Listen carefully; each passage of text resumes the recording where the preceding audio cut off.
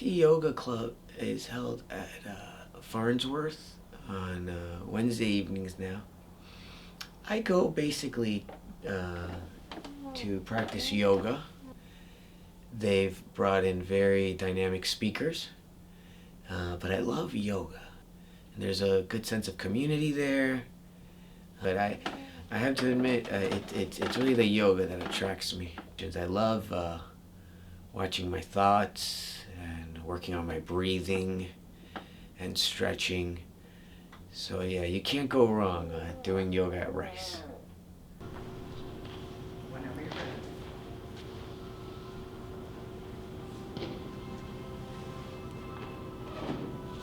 The light in me honors the light in you. My name is Shilpa Shah.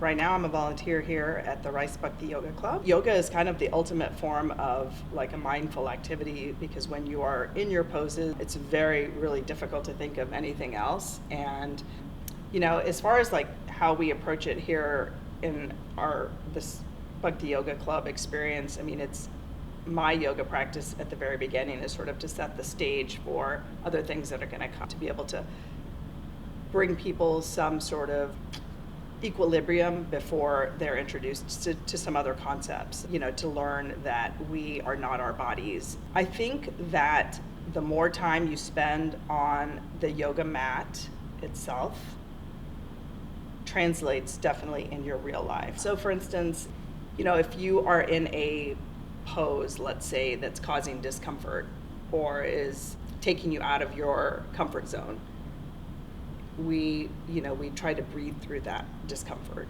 when we're on the mat.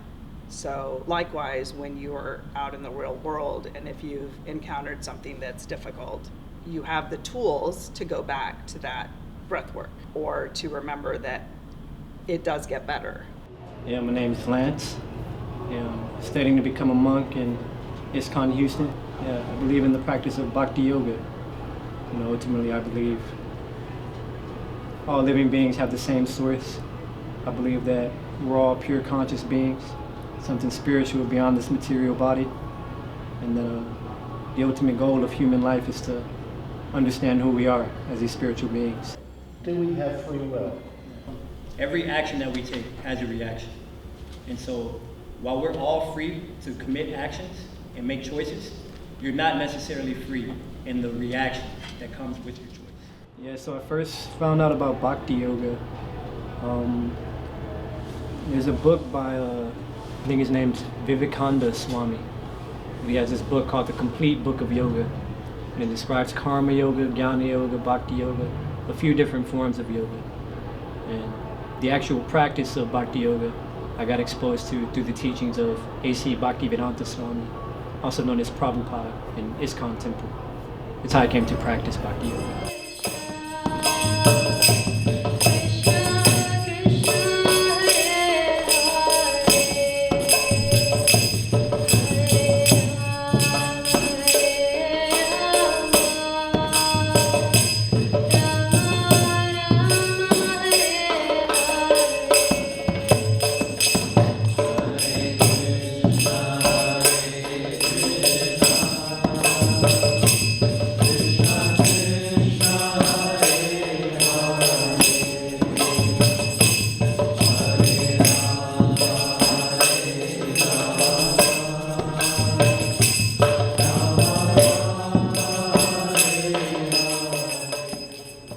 Bhakti means devotion.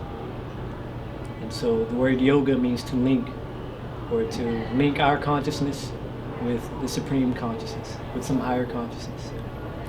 So the path of Bhakti Yoga is making that link through the process of devotion, you know, by awakening pure love in the heart.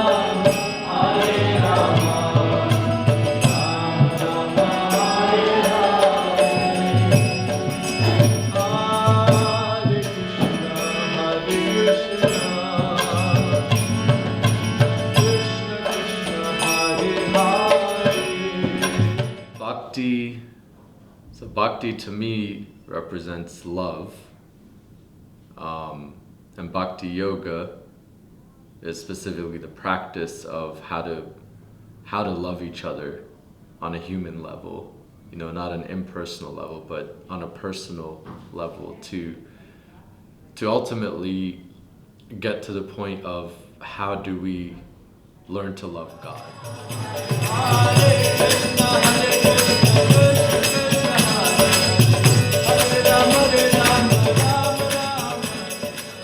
Learn in the philosophy of Bhakti Yoga, the mantra meditation is the practical application, right? And how to practice Bhakti Yoga, right? Through kirtan or through japa, right? Through chanting the Hare Krishna Maha Mantra.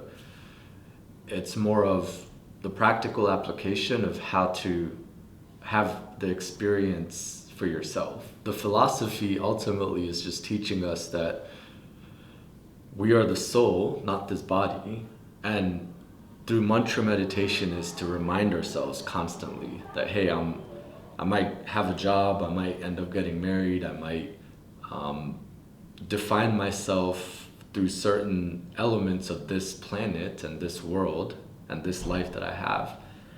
But that's not my eternal position, right? Because this body, once you die, right? This body's not going with you, right? The soul is the person, the entity that leaves. So the philosophy is actually, in the simplest way, is to identify with our spiritual identity, not with the material identity that we have while living in this material world. Say, pianist, for example.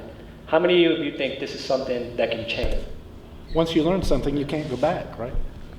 Oh, wow. Now you're opening up a can of worms. I was raised Catholic, and I still consider myself a Christian, but I like Krishna consciousness because they deal with consciousness, and I just think it's in a more advanced way of thinking about spiritual matters, less, I want to say, superstitious. I think that whether you're reading the Bible or the Bhagavad Gita, you're reading stories which may or may not have occurred, but the idea of convey ideas of, say, morality or what constitutes a godly life, and there might be some differences on how people. We're just talking about the concept of morality,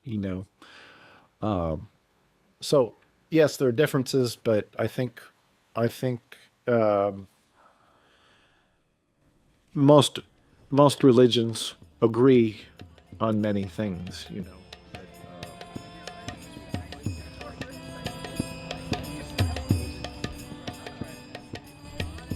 But this Hare Krishna Maha Mantra is so potent that you start to notice changes.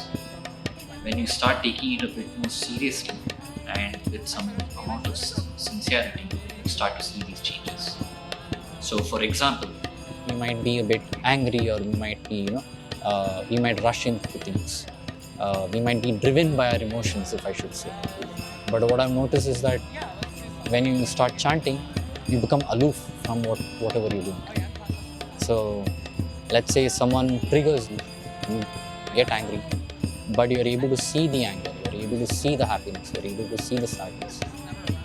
And that allows you to make decisions. It does not allow you to react.